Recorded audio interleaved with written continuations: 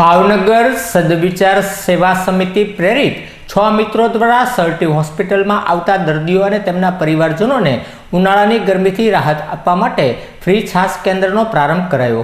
Bhavnagar Sir T હોસ્પિટલમાં ભાવનગર સદવિચાર સેવા સમિતિ દ્વારા પ્રેરિત થઈ 6 મિત્રો દ્વારા ઉનાળાના ગરમીથી રાહત આપવા માટે દર્દીઓ અને તેમના પરિવારજનોને ફ્રી છાશ મળી રહે તેવા હેતુસર કેન્દ્રનો પ્રારંભ કરવામાં આવ્યો છે, જેમાં હોસ્પિટલમાં આવતા દર્દીઓ અને તેમના પરિવારોને ફ્રીમાં છાશનું વિતરણનો પ્રારંભ કરાયો હતો।